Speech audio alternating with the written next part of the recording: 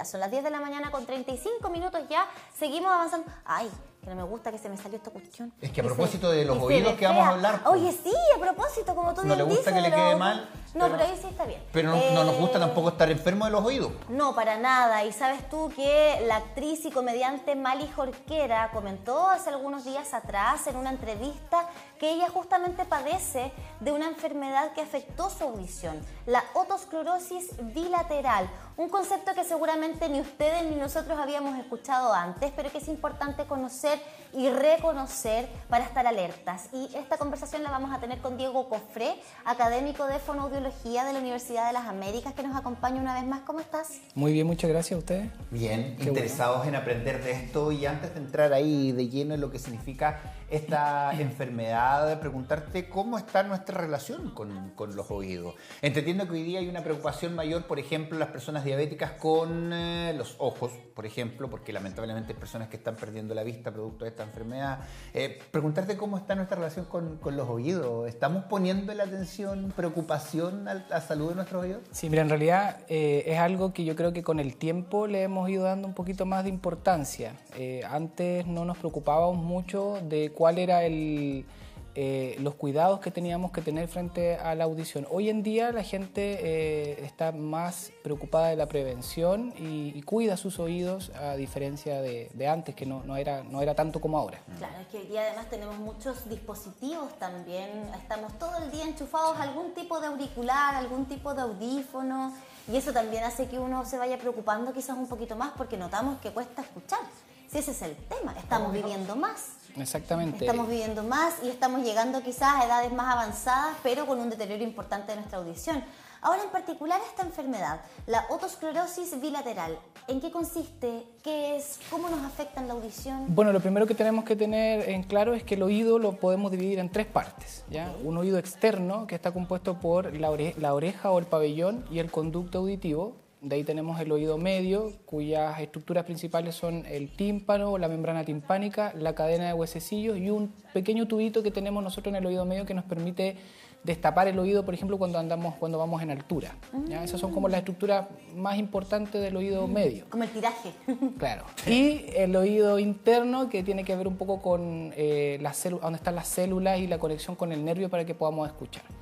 La otosclerosis se desarrolla en la parte más media del oído, en el oído medio, ¿ya? Y se da principalmente por una fijación de uno de los tres huesecillos del oído a una ventana que tiene el oído medio, y que, la cadena en sí, la función que cumple es transmitir y amplificar el sonido. Entonces, al generarse esta fijación a la ventana, la cadena de huesecillos no se mueve y por lo tanto esa rigidez genera pérdida de audición.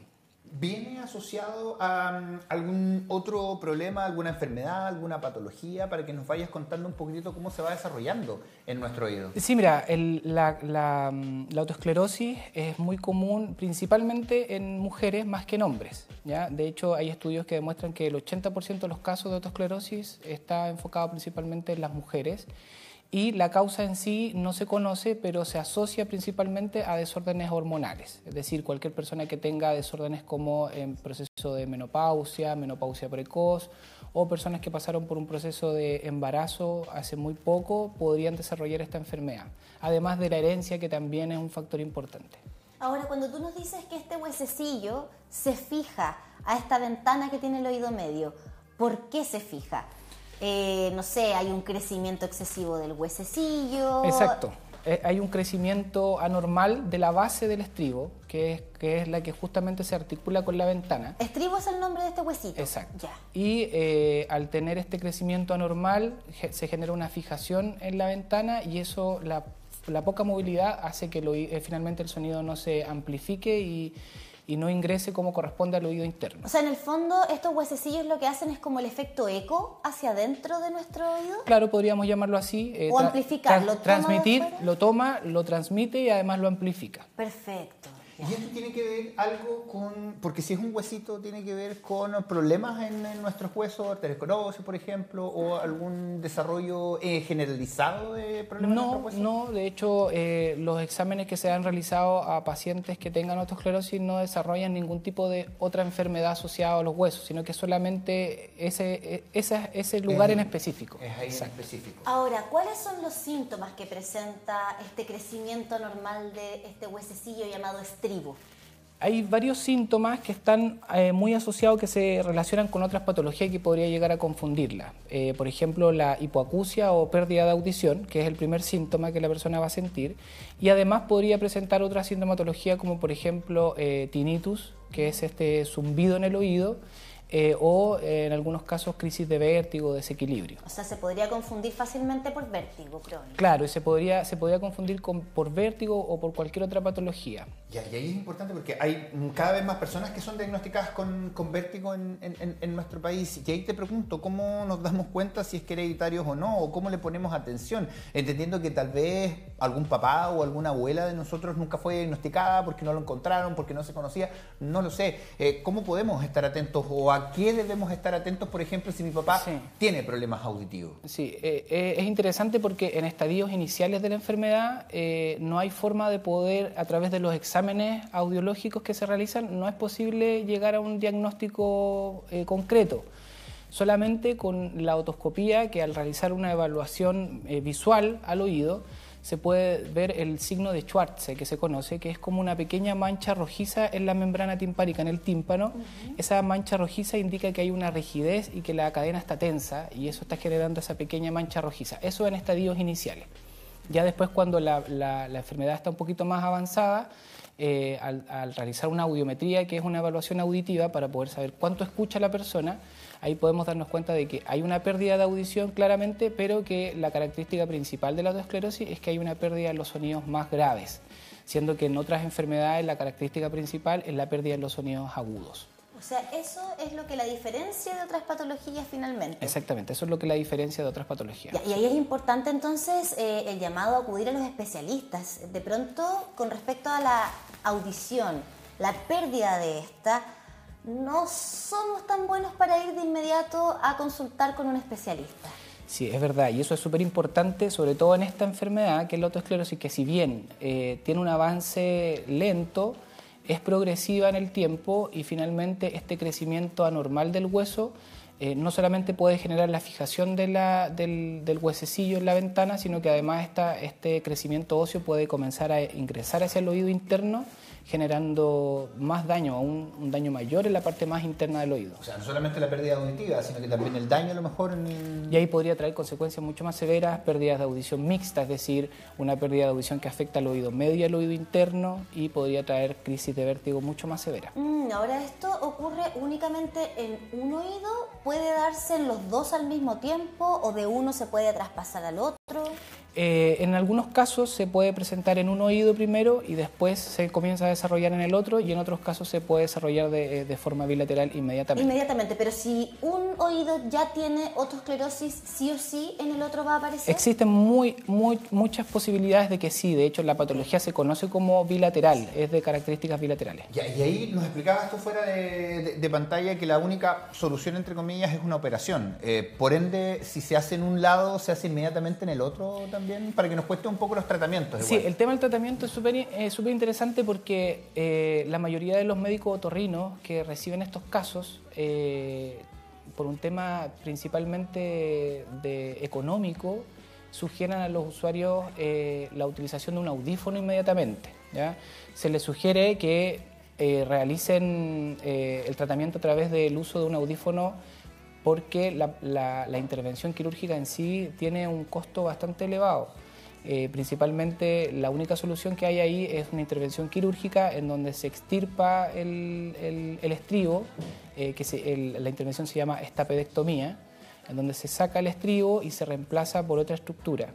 ¿ya? Ahora, ¿hay que poner una prótesis? es una prótesis Okay. y finalmente termina cumpliendo la función del estribo, pero no en un 100%, es decir, la persona que ya tenía esta pérdida de audición va a quedar con esta pérdida de audición. No se recupera. Ahora, esta operación no está dentro del GES en nuestro país, la ley Ricarte Soto. No está, no la incorpora, por lo tanto, por eso se hace más complejo el tema de cómo intervenir frente a este tipo de situaciones. O sea, no la recupera, pero no avanza.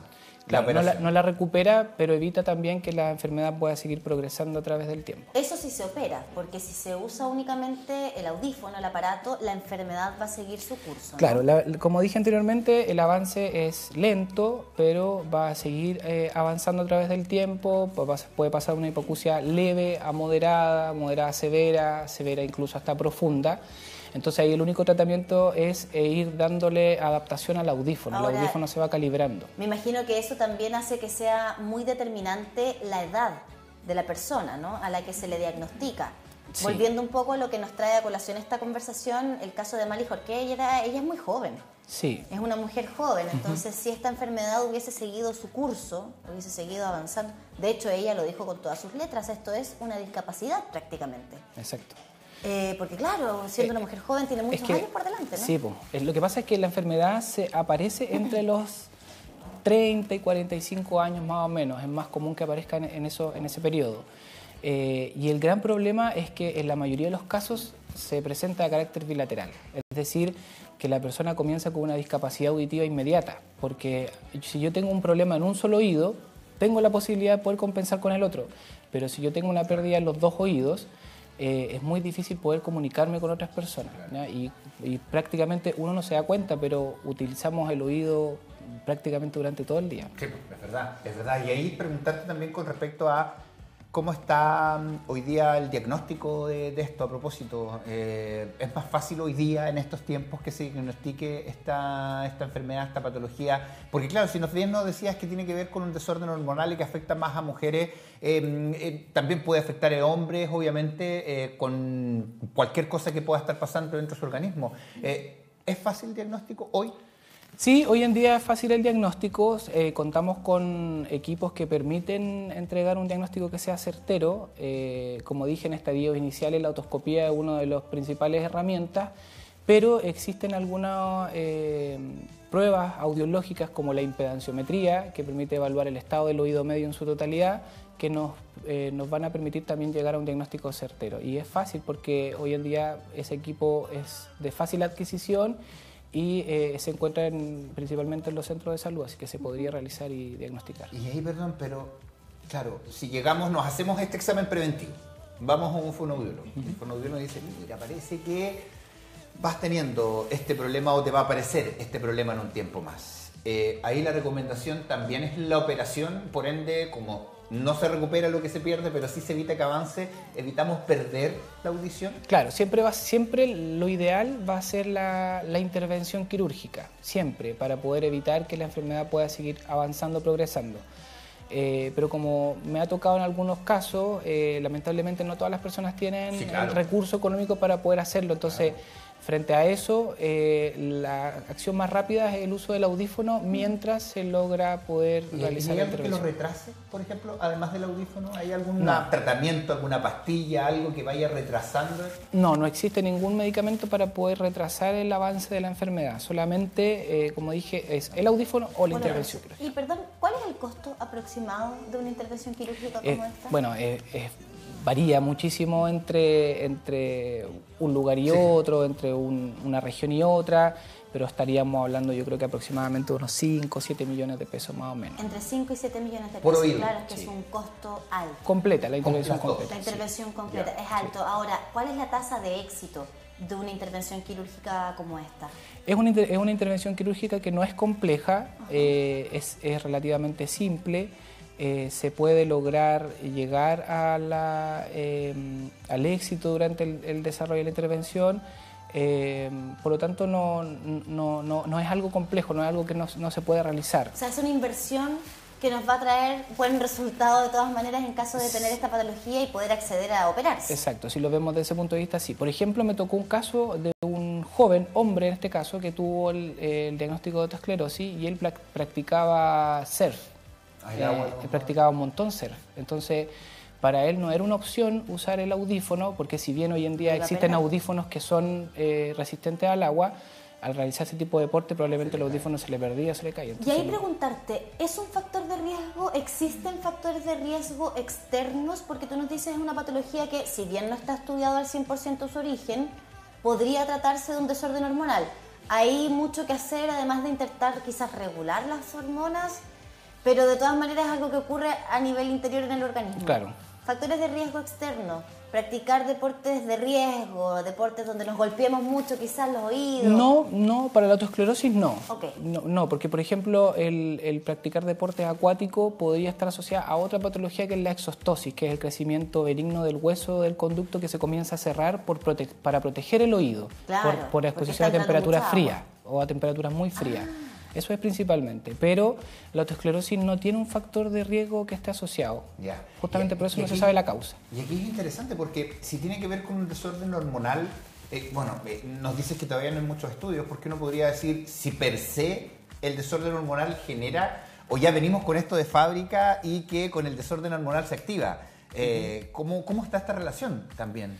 Es decir, bueno, es que como comenté al principio, la causa en sí no se conoce en un 100%, ya. Por lo tanto no se sabe concretamente si es que yo desde un inicio comienzo a generar un control de los desórdenes hormonales, podría evitar el desarrollo de la enfermedad.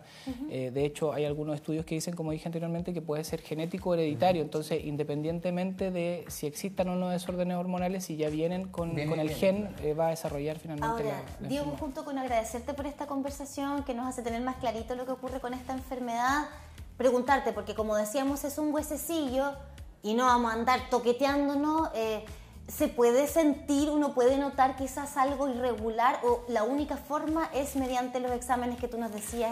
La única forma para llegar a un diagnóstico de autoesclerosis es a través de la evaluación, una evaluación completa de la audición. O sea, si sospecho después de esta conversación y digo, pucha, a lo mejor mi papá, o qué sé yo, mejor acudir al especialista. Siempre lo ideal va a ser prevenir cualquier enfermedad, claro. Sí, porque para que uno no ande ahí metiéndose el dedito en el oído a ver si me siento el estribo, nada que ver. Es verdad. No Diego Cofé, académico de fonoaudiología de la ULA, conversando con nosotros de esta enfermedad. Gracias por estar acá. Muchas gracias a ustedes, que estén muy bien. Sí, y bueno...